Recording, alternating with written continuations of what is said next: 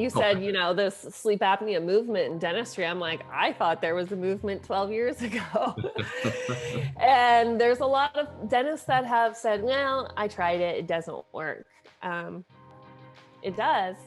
I think we can all come together better and have a cohesive message. Honestly, I don't think taping your mouth is enough. And I think getting a patient to sign up for surgery is awesome.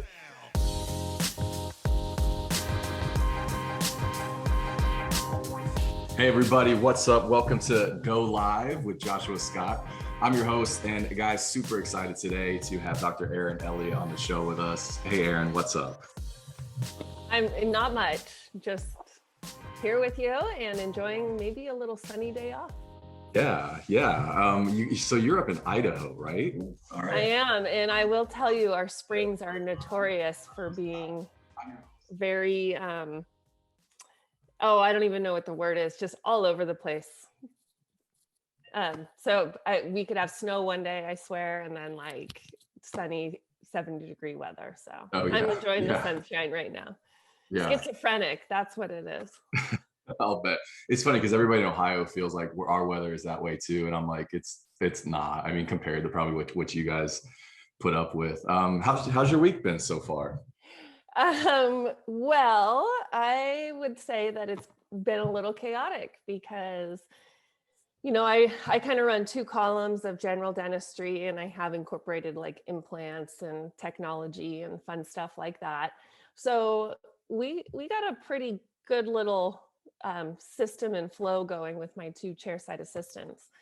But then I have a whole third column of sleep, and my sleep assistant, sleep champion, we call her, she runs her own column. And we've been very busy with sleep lately, a lot of consults, and that's kind of where my time is invested. Well, it turns out Sam got really, really sick, couldn't come in, and I don't really have a good backup plan if Sam doesn't come in.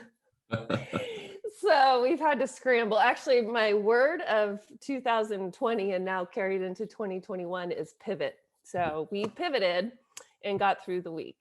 Nice. It's funny that you never know that stuff until it happens. Actually, I'm in this coaching group with Alistair McDonald. I don't know if you know him at all. Yeah. I just speak after him one time. That's hard to go after. Never fun. I think it was like 2 weeks ago, we were in the group and he was talking about this same thing of like, who are the superstars on your team and what happens if they were just gone, and kind of doing a little bit of like premeditated like triage with it. It was really interesting to think through because how about knowing the passwords to get on the computer so you can download a sleep study and just like the basics. So we kind of have plans for that from now on, but from now on. Cool. Well, hey, I appreciate you jumping on. I was wanting to connect with you for quite some time. I know we kind of run into each other at events here and there for sure. But in prepping for this time today, I always do a little bit of research. And I think what was really interesting, impressive actually, is when I Google you and discover all the things you have going on the first page of Google. And I don't know if you've ever Googled yourself, but all of a sudden I was like, okay, you've got Erin Elliott DDS.com, for speaking. You've got your general dentistry practice in Idaho. And correct me if I'm wrong on any of this, because this is all just coming straight from Google. The Sleep Better Northwest treatment facilities. You're writing articles for Dental Sleep Practice magazine, the work you're doing with T-Bone and 3D Dentists. You're the past president of the American Sleep and Breathing Academy. And that's just the first page. So, well, hey, that means I've gone up in the world because I used to compete for Google with a bodybuilder named Erin Elliott. So I did not see that's not a bad person to have pop up when you Google, but it's not me. Yeah. Well, it seems like you've got a lot going on. Has it always been that way? Are you one of those types of people that just kind of thrive on the new and exciting and the busyness? I would say yes. Like that has been my life. My mom's like, can't you just like take a day off? And I was like, no, if I can pack as much in, like I have a free 5 minutes here. What else can I get done? Right. But I will say that speaking and traveling and all that was never, ever, ever a consideration. And it was about 6 years ago now, 7 years ago. I just had someone kind of call me out of the blue and say, we'd love to, maybe have you consider doing this. And, I looked at my husband, like I was an associate at the time, and I was like, well, it's an opportunity, for, maybe an extra income. That's kind of how it started. And then turns out that, because public speaking is my worst fear. Okay. And then turns out I actually had a message and enjoyed it. And I think what it is, I really do like spreading the message, because we need dentists, we need boots on the ground to help patients with this aspect of dentistry. But I really like meeting dentists from all over the country, all different types of practices, demographics. It's just fascinating, just the vast variety we have in dentistry. But I also like meeting dentists that like what they do. Yeah. That's kind of exciting. Yeah, for sure. When did you, did you know you would be good at speaking publicly? No, gosh, no. No. I literally had hives all over me on my wedding day, because I knew people would be looking at me. I didn't even really have to talk. I just had to say I do. And it wasn't because I was getting married to my husband. It was just more like people were looking at me. And I even avoided speech class all through college and everything. So I did not know. But as soon as I'm like, okay, I think I might be doing more of this, I went to Toastmasters, which is a little community group. Yeah. And I got a lot of practice in, and kind of just got to keep speaking in front of others till it doesn't make me nervous anymore, but it still does. Yeah. No, you're fantastic at it too. So that's the other part of it. You do a great job, and you keep getting invited back, which is probably the proof of it more than anything. But I think it's interesting, because I really enjoy speaking, but I can be more introverted by nature. And I don't know if that's you as well, but it's like sometimes us introverts, like we can come up on stage and I don't know, for whatever reasons, like you can turn it on, you can deliver, you have a ton of fun, you get down, and you're like, I'm exhausted. That's so funny you say that, because I am a total extrovert. I just love connecting with people and all of that, and then don't like the stage. But I will tell you, T-Bone is that way. I love it, because like I went to go watch him speak one time. We got in the car to drive back to his house. We didn't say one word, not one word. The car ride was entirely silent, and it was like wonderful. Yeah, he totally is more introverted like that. So, but comes alive on stage. Oh, that's funny. And gosh, I still I don't speak as much as you, but I still definitely get nervous when I do it. But I think what I've learned is I've trained myself to think that is just energy that wants to come out, right? It just gets interpreted as nerves, or you think of it like, oh, I'm nervous, and you constantly can go to like, what if I fail? What if I mess up? But I've tried to just funnel that and channel that, like, this is just energy. Before I went on stage in front of 7,000 people at DS World, there was this angel in the back, and she just made sure, I didn't have water spots, like everything was fine. But she just looked me in the eyes and she said, no one wants to see you fail. And I keep remembering that, like, people don't want you to be bad. They don't want you to be nervous. They want you to be confident. So just go out there and own it as best you can. Yeah. Do you have any like pregame kind of rituals when it comes to that? Like when you're behind the stage and the green? Oh yeah. You look in the mirror and you're like, you got this. You got this. No, not really. I just have to tell myself, no one wants to see you fail, and I go out there. So I'm not on stage that often. It's more like the courses we're doing, and then, obviously more virtual. But when it is kind of a bigger one, beta blockers are wonderful. Yeah, I've heard that. And anytime there's 200 people or more, I take a beta blocker. Beta blocker. Yep. That's awesome. Well, tell me, how did you get into, because what you lecture on and teach on is sleep, airway. How did you get into that space?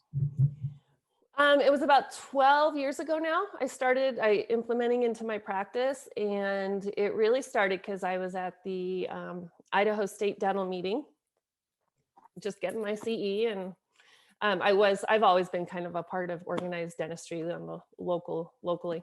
Yeah. And I saw that there was a sleep physician speaking in the morning, and then there was a sleep dentist speaking in the afternoon.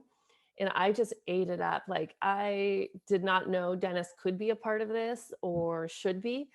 And it was like the fire was lit. And so I set out to find a course to learn more. And my dad, who was a dentist, wanted to come with me to this course because his lifelong love is dentistry too. Like, that's what his hobby was. And I was like, well, that's passed down to me for sure. But he was one of my first patients because at the course, it was Kent Smith down in Dallas. We did a sleep study, and my dad, it turned out his annoying snoring that we've dealt with his whole life was moderate to severe sleep apnea. And then looking back, he had all of the signs and symptoms that I tell other dentists to look for. Yeah. And he had them like right in front of our very eyes, but never knew, you don't know what you don't know. Yeah. And so we did, and his heart rate was like out of control, and it was bradycardic. Like, his heart was working way too hard when it was supposed to be resting. And so we made an appliance ahead of time, and he wore it that first night, and his heart just like totally settled down because we retested him the very first night. And, that was an easy thing to convince me of. And I really love to sleep. I was born an old woman. My mom said she never had to put me down for naps. I'd put myself down. I'd put myself to bed early all through high school and college and dental school. Like, I was just always been, love sleep. So I just can't believe there's people suffering that badly that think it's normal. And that's kind of like, I think it's my mission. I started this social media thing of that's not normal. Like, I just can't even believe what people live with when there is a better life that they could have. Yeah.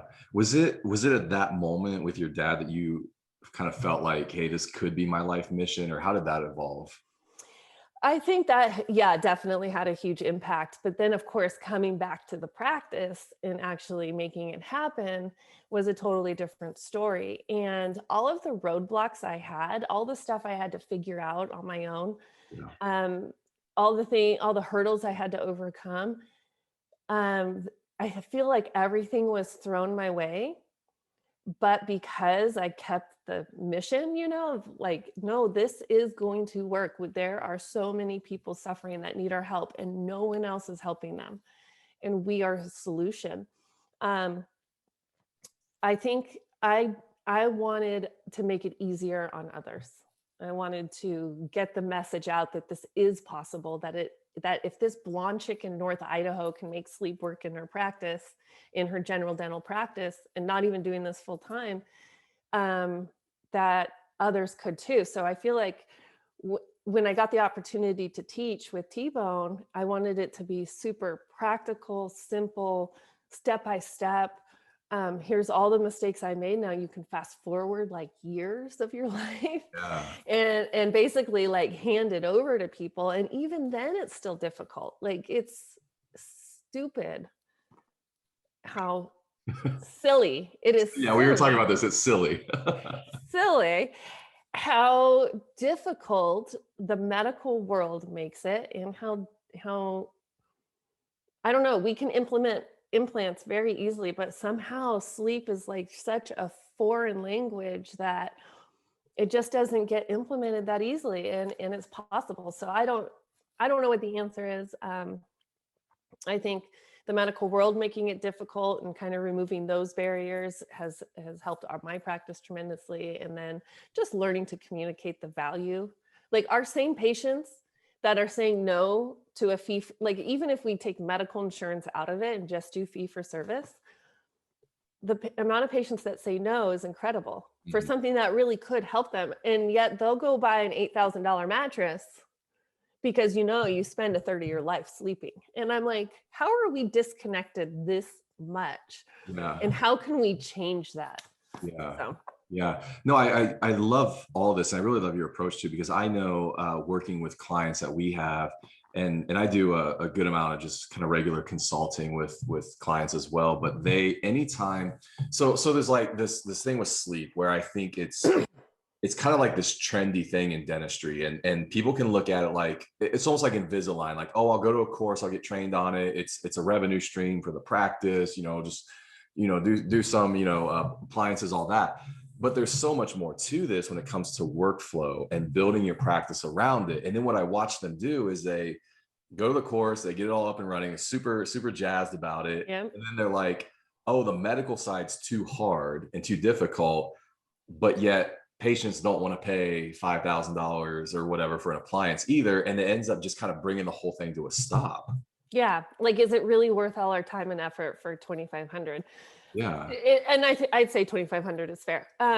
Well, yeah, it kind of is. Um, it does.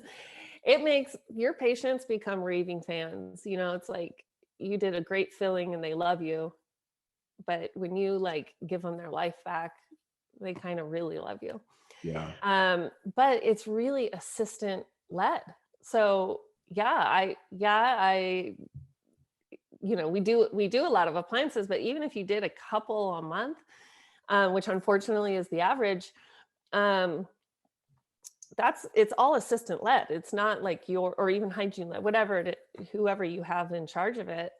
It's not really doctor time. So yeah, it helps your patients. It's a huge service to them, and it makes you a more comprehensive dentist. Really, yeah. your patients would be lucky to have you. I mean, part of what you lecture on is building that workflow into the practice, though, right? Like Mhm. how to really set it up. Because I think, Yeah. and T-Bone's big on this too. I know when I've talked to him, he talks about implementing implants in the practice in a way where there's actually a workflow that makes sense. And if you don't, you're just going to constantly be frustrated. How do you approach that with a GP practice?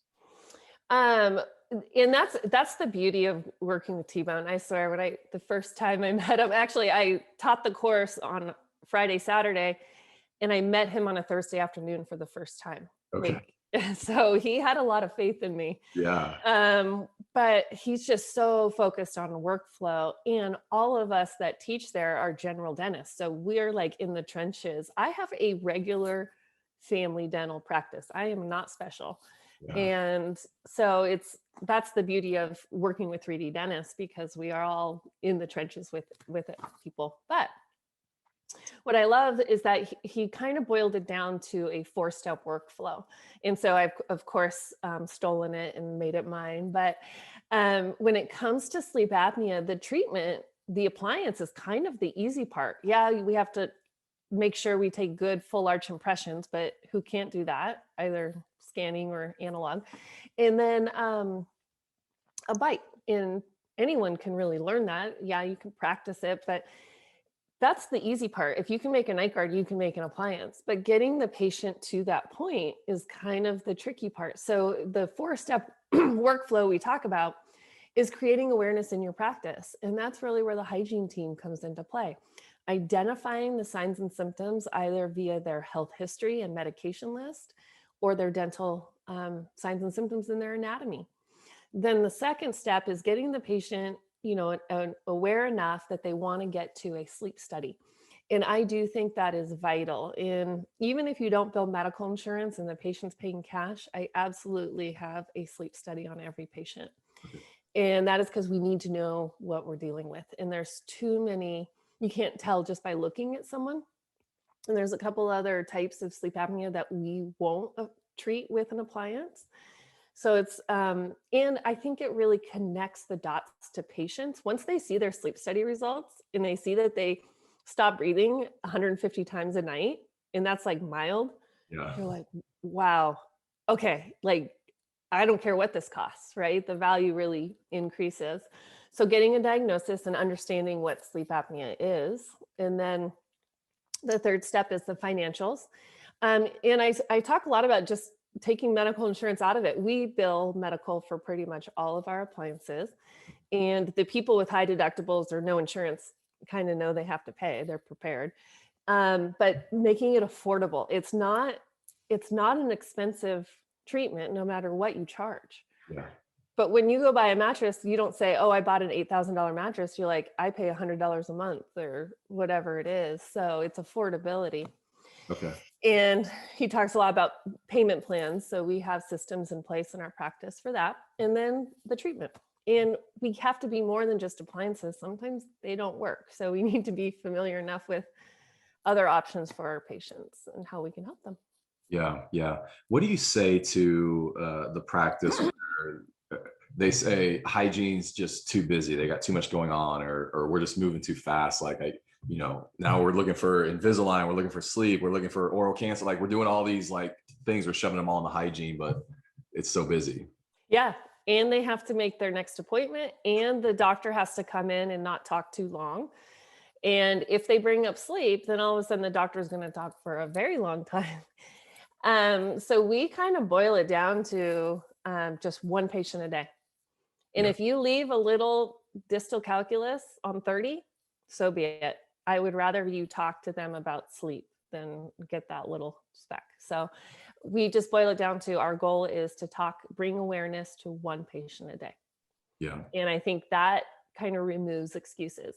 So anytime my team gives me an excuse, which I try to eliminate any excuses. So I'm like, okay, if we ask them to do this, they're going to say this. So like with, we finally are taking pictures in new patient exams. It's taken me a while. I was just looking for an easy point and shoot to eliminate excuses. Yeah. So I got everyone their own SD card, and everyone has a way to upload it onto their own computer. They have their own drive. And so I'm just like, I can see what's going to come up now. And I'm just going to remove all of the excuses so they don't have any more, and they just have to do it. Yeah. Yeah. Have you always been this kind of like process, like oriented and focused? Like, it seems like you really can go, we got this, we want to take it here, and all the steps in between. No, actually, I would say I'm not a detailed person or a process person. It's our practice. I feel bad for anyone coming new to the team. It's like, here's the deep end. Here you go. There you go. It'll all work out. I remember coming back to my practice and telling my partner, so we're going to buy a brand new cone beam and chairside camera omnicam in Mills and Ovens. And he's like, okay. And no plan. I don't like, he's like, let me talk to the bank. And it's just like, we just did it. Yeah. Not really overthink. We're not overthinkers. And somehow it just turns out. Yeah. Yeah. Oh, I love that. I really like your approach to it, because I think this is about like the values of the practice and how you're presenting treatment and really diagnosing. This is, for me, it's one of those areas where I feel like dentistry is so much more than just teeth. I mean, it's airway, it's oral health. And so being able to be conscious of this, build these values into your practice, I think is huge. Yeah. And well, I do think dentists do a very good job of overcomplicating things. Yeah. And I think dentists get the case of the what ifs. Yeah. And I'm like, that has never happened once in the thousands of, people I've helped. But if it does, we can navigate that when it happens. Like, Yeah. It's like they're so paralyzed by all the things that could happen that they don't look at what will happen. So I think that's just a personal thing, though. Like, that's kind of hard to overcome if you're wired that way. Yeah. Yeah. Have you looked at and seen, because I know like sleep is obviously just making all kinds of advancements. I mean, every year. Have you seen any of these kind of other processes or products out there, like the palatal expanders, like a Vivo system? Are you familiar with any of that? Yeah. I think of it as a tool that maybe in a next step. Like, if you can't get the basics of someone saying yes to a conservative reversible appliance that medical insurance is covering for $500, I'm not sure how you're going to get them to say yes to a much more expensive treatment that slowly changes over time. Like, people like that, they want to feel better right away. Yeah. And it's a process. Like, you really have to get the patients on board. And as you expand and there's spaces in their teeth, all these things. So it's definitely a next step thing, a next level thing. And the other part of that is I don't think airway is all anatomical. I Mm. treat plenty of people with sleep apnea that have arches that are just fine. So I think an appliance is an important tool to have. Yeah. It's an important place to start. And if you want to offer more, then go there. But it's like it's a physiological issue too. Like sometimes people's airways are just collapsible. Mm. It's not their maxilla that's the problem. Yeah. Yeah. So That's interesting, because I know I was going to ask you, like, where is this something that we're like always kind of born with? Does this evolve over time and age? Because I know, like, I've been in an appliance for about 3 years, and it really changed my life back then, because it just kind of, and it slowly evolved, but maybe just over the course of about two years, where all of a sudden, like, I don't know if it was stress that just kind of kicked in, pace of life. I probably had about an extra 20 pounds on me, and so, being a guy, I've got a bigger neck anyway. So I think yeah. some of it was all that, but all of a sudden I was like, I'm like almost redlining every day, and I realized it was because of sleep. Like, I'm not getting that regenerative sleep every night. Yeah, you didn't fill up your tank. Right. And You're so running on fumes. I told somebody, it's almost like I'm going down the highway in third gear, like all the time. It's just like revving hot. And so once I got into that, it really kind of changed those. And it was an easy place to start, right? Like, so I feel like once people understand and accept, like, oh, I really did feel bad. I only came in here because my wife made me, but the way that I feel now, this is amazing. Yeah. And now, how do we make this permanent? I do think it oftentimes starts out as anatomical, and that the weight just increases the severity, because we can gain and lose weight in our tongue, and they feel like that's where kind of the most impact is as far as how weight affects sleep apnea. Fat or in the neck area is not very stretchy, so the airway is more collapsible. Yeah. But I think even if you were to lose a bunch of weight, the sleep apnea wouldn't technically go away. And my biggest mission in life is to try to get the word out that it is not an old fat man's disease. And because it is thought of that way, so many people deny it. It's almost like, I don't even say sleep apnea anymore. I don't think you're getting the quality of sleep that you could be because your tongue is falling back. Because if I say sleep apnea, all of a sudden they're like, oh my God, you're so offensive. You're calling me an old fat man. And women present as insomnia patients, and they're given sleeping pills, and they get their thyroid checked, but never once get their actual sleep checked.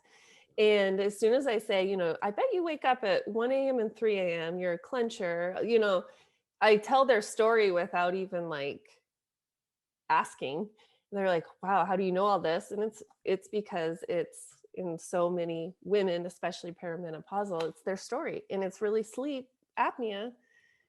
That's the problem. Again, it could be anatomical, physiological, but I will tell you, oftentimes it's the dentist that gets in the way of implementing. Okay. And so I sat on, so I'm like, treating all these adult patients, man, it would be so nice if we could just get to them when they were younger. If I had seen them when they were 4 or 5, and we gave them proper growth and development, and get them breathing through their nose, and all these things. So I'm like, okay, I got to do something for the kids. And took Healthy Start. And then I sat there. I'm like, okay, when am I going to implement this? How am I going to implement this? It was like 3-4 months. And I was kind of putting it all on myself. Well, then my hygienist comes in. She goes, I have an ortho background. I have a passion for kids. She started the weekend backpack program, like where they send food home for kids that don't get any on the weekend. She has this huge mission and passion. And she's like, I want more hours, but I don't want to be bent over someone. Can I take this over? And I'm like, I'm such an idiot. Yes. Why am I in my own way? So now we have a pediatric program, and that's very satisfying to know that, maybe we're helping prevent some adult apneics. Yeah. No, gosh, the fact that you said that, because what it led to was then Joanna recognizing some of these symptoms as well. And she was the classic, like, wake up at 3 a.m, can't go back to sleep. sleeping with her, realizing she's sleeping with her mouth open, all that. And so that led to her having an appliance, and then realizing, oh, our daughter sleeps with her mouth open, and just watching and seeing that narrow arch just even in her from that age. And so, now she's in an appliance designed to keep her mouth shut. It's got a little tab on it that, the kind of myofunctional. So it's been, and my son is fine. He's got like the wide, like arch, like looks great. Did a little Invisalign just to straighten things out. But I'm like, I wish I had that. But so it's been a whole kind of journey with our family. It's been amazing. And you guys are around dentists. Imagine people that don't know a dentist. It's amazing to me how many people come to the course. Yeah. They work in dental practices, and we test like 20 people a course, and over half of them have sleep apnea. Yeah. And we test people that don't think they have it. Yeah. And it's just fascinating to me. I'm like, and this is like the more educated level. So how many more people are suffering? And what's really sad is even with more awareness, the dentists are still only getting about 5% of the sleep business. CPAP still rule in this country. Doctors are unfamiliar with appliances. They're not offering as a solution to our patients. So really, I go to the primary care doctors that are in the trenches with patients that, the sleep physicians, they either are going to refer to you or they're not. I feel like the younger sleep physicians know more about appliances and actually offer that as an option. But it's just sad to me that just the awareness isn't there, and we haven't really gained in the market share. If you look at Finland, Norway, some of those countries, oral appliances are 50%. And we know about 50 to 60% of the population are actual candidates for an appliance, but they're only given CPAP in the US. Yeah. Yeah. And of those, only 50 to 60% use that. And then they're just kind of like, well, you're SOL. No, if you don't wear the CPAP, you're going to die. Right. There's nothing else you can do. Yeah. But at this point, OSA is winning. Obstructive sleep apnea is winning. And no matter what the sleep physicians do, because they have a huge shortage in there, and no matter how much they try to tie the hands of dentists to help them, which they do, instead of coming alongside of us, OSA is winning here. While the dentists and doctors are fighting, more people are suffering. Yeah, because I mean, gosh, I would think everybody would prefer to start with an appliance first, and go that route. I have a sleep physician that says that. Start with an appliance first, always, and then add a CPAP if we have to. Yeah. So I think it's like, for me, so being the marketing, company inside of this, for me, it's such an education thing. I think like we can go to the course, we can integrate it into our practice, but then we can kind of go like, well, we're not, like, just realizing in the American public, there's still this education curve that has to happen. And whether it's through social media or, building out a landing page or brochures in the practice or whatever, but how are we educating patients in the community? I almost see this a little bit like, I think like dental implants, like 10 years ago, I think we were all kind of like, yeah, this is preferred treatment, but the American public didn't quite know like what that was. You're gonna screw something into my jaw? Right. No way. Right. A metal screw. Yeah. But like now, we're at a place now where implants outside of general dentistry is the most searched term in dental right now, which is why there's whole implant marketing companies that are being built just on that because of Google search volume. And so, and I know it's a little bit different, but I think, if we can educate 5, 8, 10 years from now we start to get this like widespread adoption where the public understands what's going on. So I think I'm just saying all that to go. I think if I know, I feel like I've been doing that for 12 years. And you said, this sleep apnea movement in dentistry. I'm like, I thought there was a movement 12 years ago. And there's a lot of dentists that have said, well, I tried it. It doesn't work. It does. It can be frustrating, but it does work. So in the airway movement in dentistry too, I think there's some camps that are like, oh, you don't ever use an appliance. They're disgusting. They move teeth. They change bites. I think we can all come together better and have a cohesive message. Honestly, I don't think taping your mouth is enough. And I think getting a patient to sign up for surgery is awesome, but why not start them at a place where they can see how they could feel? And you've been in an appliance and now you're like, okay, well, maybe, okay, how can I make this more permanent? Well, here's our options. Yeah. I think that I think we can probably bring our message more cohesively Yeah. and not be in so many different camps. Yeah. Yeah. Well, I love it. You're obviously a pioneer in this space for sure. And you're like, I've been in it 12 years. It's just funny because I've been around dentistry for 20 now, which is a little bit crazy, but for me, you are crazy. You're not a dentist and you're in dentistry. I know, I've stuck around. It's wild.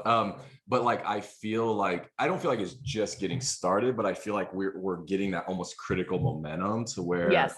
Like, oh, this is awesome, because I feel like it's the future of just overall our approach to health. I appreciate you saying that, because I will tell you that locally I do get referrals from dentists. Like most of my patients come outside of my four walls. Probably only like 20% of the sleep patients I treat are actually my patients. Yeah. And it's because they're like, I don't want to deal with insurance and I'm doing all these other things. Just go see Erin for this. But the amount of dental referrals I'm getting is more, which means that they're at least talking to their patients, looking for it. And I think that's been a huge shift, and that's an important shift. Yeah. Yeah. So tell me, what does life look like in post falls? You've got your practice, you've got your what is it, the airway, the sleep better treatment centers. Like, tell me about what life looks like. Oh, so that's just a website that I created for some people that I trained.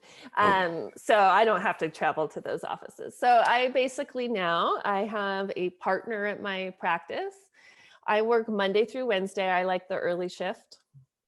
So I start at 7. I get up at 4:45, hit the gym, go to work, go do something, I'm sure, for teenage boys in the evening after work. And the golf league is important now that the weather's changing. And then I usually hop on a plane on Thursday. And I have a partner who basically works Tuesday through Thursday. And then we have an associate that I love. We were made for each other. She's a tall blonde, so my patients don't even know when I'm gone. And she works Monday, Thursday, Friday, and so it's pretty awesome. We have a big team, so there's always like moving pieces and parts, but sometimes I sit back and I'm like, I am so dang proud of them. They're just so good. Like everyone knows their job, willing to help, knows what needs to get done and gets it done. And I love sitting back and watching it. So I have a husband who stays at home. So that takes a lot of responsibility off of my plate. Yeah. Like I don't think I've done yard work in the 18 years that I've lived at this house. And we live a little out of town on 5 acres. I don't even want to tell those. In fact, when I was in New York City doing a lecture, I showed an aerial view of my 5 acres. Okay. And my house, and I told them how much I paid for it, and they about all just fell over. We snow ski in the winter. We're out on the lake in the summer and golf course, and that's kind of my life. So having teenage boys in the travel kind of picking up is nice. Like when they were younger, that wouldn't have happened. They actually liked having me around. Yeah, I was gonna ask because I know you've got 2 teenage boys, Jensen and Jameson, right? Jensen and Jameson, yeah. Yeah. No, so I was gonna ask you how that was being a boy mom, just with high schoolers, and how that. I'm always fascinated with like work-life balance, because there's those of us that are ambitious. We like doing things. We like to be out on the road speaking, but also running our own businesses. But then there's a family. Yeah. So like, how does that all balance for you guys? I will tell you that God gives you what you can handle, and I'm a very good mom of boys. Like I love having boys. Saying that, I joke about them not wanting me around, but I am very involved with them. And the nice part with Tom staying home and kind of managing the household is that when I'm home, I'm like home, with them. I take them on trips sometimes, and I'm not traveling all the time. It's just like in the spring I had a nice run here, but then I like tacked on a course down in Phoenix with our spring break. Yeah. And so like, yeah, that's that work life. I call it work life harmony, Okay. because I don't think you'll ever achieve balance. Right. And it's one of those things like, when I'm home, I'm home. And like, I had this chunk of time in just this spring.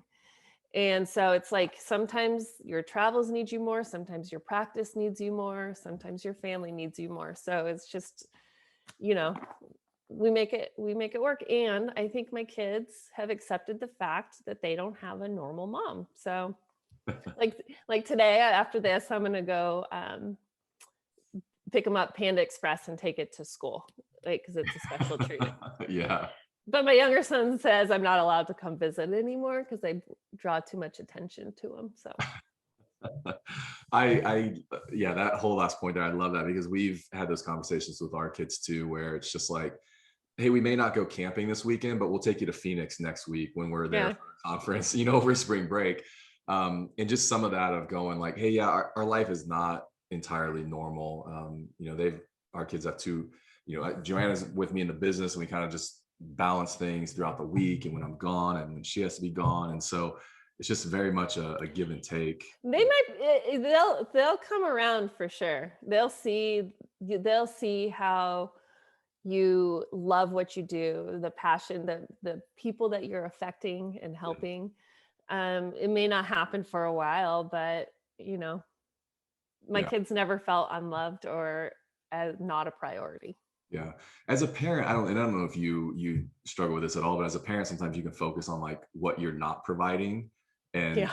even like how everybody else around you looks. And Joanna and I have just had conversations where we're like, yes, maybe, but like, look at all this amazing stuff that I have to tell you, our generation, you're probably younger than me, but it's like our parents didn't play with us or right. hang out with us. Like, I taught my kids how to throw a football, and I'd go play football with them for 40 minutes. Yeah.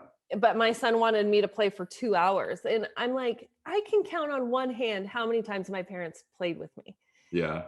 And I think that our generation has put this pressure on ourselves that we have to be the everything to our kids. And not that I'm not, I am involved in all of that, but I think that there's some shift that happened, and all we do is feel like we're failing. Yeah. And I kind of just eliminated that Yeah. out of my life. Like, when they were younger, there was always this guilt. But now, like on some of my mommy groups and stuff, and I'm like, I sometimes feel guilty. I have no mom guilt. Like, we were built differently. Yeah. We were called to something different, and we can't be perfect at everything. I'm not involved in the PTA, even if there's pressure, because that's like the type A thing to do. Right. I don't like that. Yeah. So I'm not going to do it. But I'll sponsor the school's team with Post Falls Family Dental. Like, it's just, I don't know.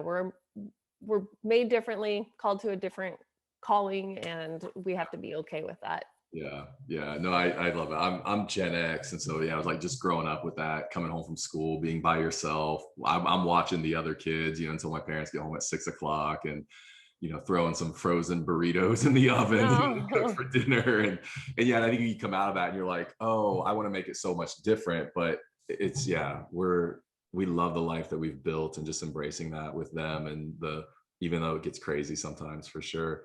What, I know last year was probably, I mean, to say it was challenging, I think we can throw that out there with anybody. You specifically, probably I'm assuming most of your speaking engagements last year just came to a screeching halt. What do you think was the most challenging aspect for you just personally last year? Learning to look in this camera right here instead of at the screen. No. I was bored. I was so bored. Yeah.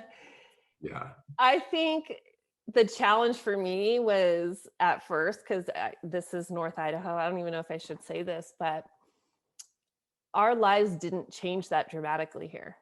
Yeah.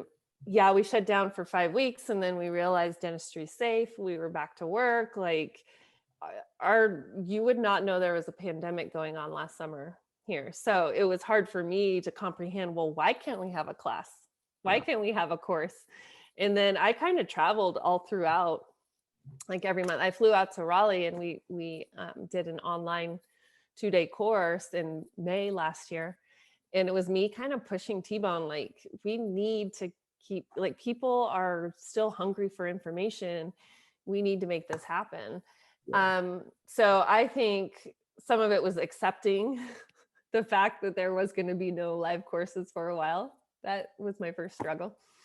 And then the next is, now that it is starting to pick up, it does look differently. Like, it looks differently. I had my first dental conference last weekend.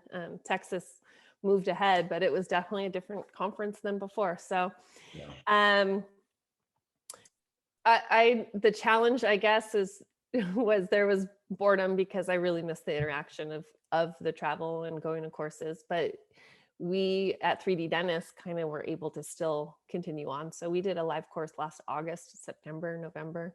Yeah. Yeah. What do you think? Any highlights? Like, what are you most proud of from last year? Oh gosh.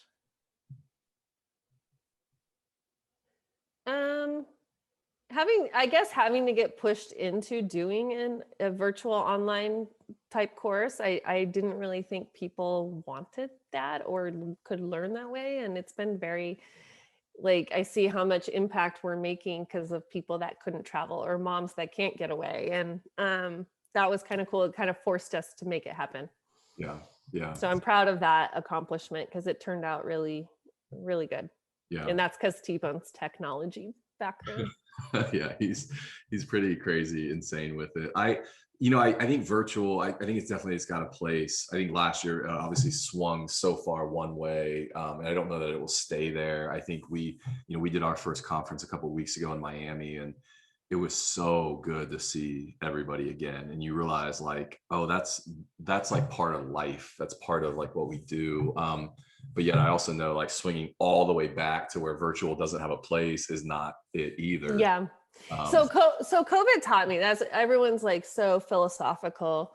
They're just like, COVID taught me what's really important in life, and I need to slow down. And I said, what COVID taught me is that I really liked my life how it was. I love my first day back at work after 5 weeks. I came home with the biggest smile. It was the interaction with the patients. It was kind of just getting into my groove of where we get to take this totally broken down tooth and make it beautiful and whole again. Yeah. Like in a couple hours. Like, I freaking love what we do. And I think it just helped me confirm that. Like, Yeah. I thought life was good. Yeah. I agree with you. I'm kind of like, I think there was almost like this grieving process at the beginning of it, because I'm like, I felt like I was losing something that I had worked to build, and not just like the business side of it, but just like life and friends and community and relationships. And I think now I feel like I take that stuff way more grateful, probably don't take it for granted as much. Yeah. But well, I'm going to wrap this up because I appreciate your time so much. Do you, so end of this week, long week, busy, it's Friday night, you're home, you're not out speaking. What does that look like? What are you guys eating? What are you drinking? What does a Friday night look like with your family? Well, tomorrow night I have a massage kind of later in the day. Nice. My husband will probably make dinner, and usually we invite our associate and her husband and her 2 little kids over. Sometimes we'll go out with friends. Our restaurants have been open this whole time. Yeah. Or go to like the golf simulator. Nice. And then it stays in the summer. It's a totally different story. We have get-togethers. We're out on the boat. It stays light till 10:30. We're outside around the fire. So I say no to a lot of travel in the summertime, because it's the best 3 weeks of the year here. Best 3 weeks. And then again, in the winter, we would just chill at home and then ski all day. Friday, Saturday. So yeah. Sounds amazing. I've never been to Idaho. I've heard it's beautiful, so I'd love to come sometime. If anybody wants to learn more about what you do or even bring you in to speak, where's a good place for them to connect with you? That is a great question. So on Facebook, it's Erin Elliott DDS, 2 L's, 2 T's, 2 D's. And then probably my email, I'll give out my email. It's erinelliottdds@gmail.com. 2 T's. 2 T's, yep. Awesome. Well, thanks so much for joining me. I really geek out talking about sleep, and I had to stop the questions because I'm like, at some point, let's get to some other things and let people get to know you a little bit. So thank you so much for, what you're doing and being a part of this today. Thank you so much. Yeah, I'm sure I'll see you at a conference coming up. Soon, I hope. For sure. Yeah. All right, guys, we'll see you on the next episode.